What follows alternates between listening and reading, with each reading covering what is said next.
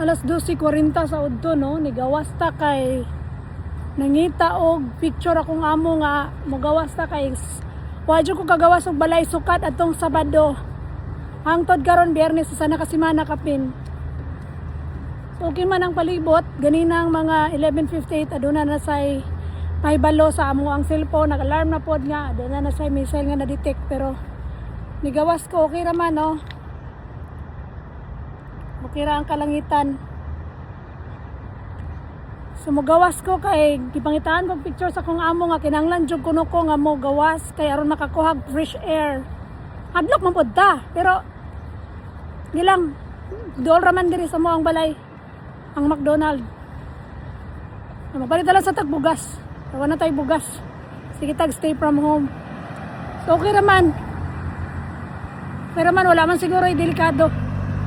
Kaya ning text naman sad sila nga okay na ang paligid. So okay ra ni. Laban na gyapon ni. So nagdala tag laptop kay magtrabaho ta dito sa McDonald. Huling ko tag kadiyot nga magtrabaho ta. So okay ra gyud. Era mo kabala ka. Pero pagawas pa taro ako sa balay no. Since Saturday wa man jud ko mogawas sa balay. Outfit ta karon. Oh, nakasapatos ta. Murag di ko ka maumulakaw. Unsa ba? Siguro nakulbaan ni akong tuhod no. Nangorog. Kay kulbasad baya ning mag-alarm na. Kulbasad niya. Nag-outfit lang tagpang jogging kay medyo maglakaw-lakaw ta kay murag sakit-sakit ta sig itong lubot sig lingko dito sa balay no.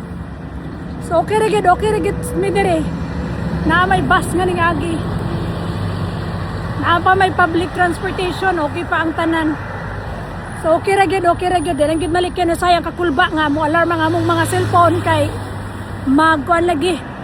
Manay mga missiles nga ma-detect pero okay ra. Laban ra ni. Now walking towards McDonald. McDonald is there in that building. So hapit na ta maabot sa McDonald no. Okay man kayong kalangitan, gilaswa lang ta, sakit kaya akong laswa oh. Dako kayo kay way kuan gawas-gawas sa balay, wa may niti.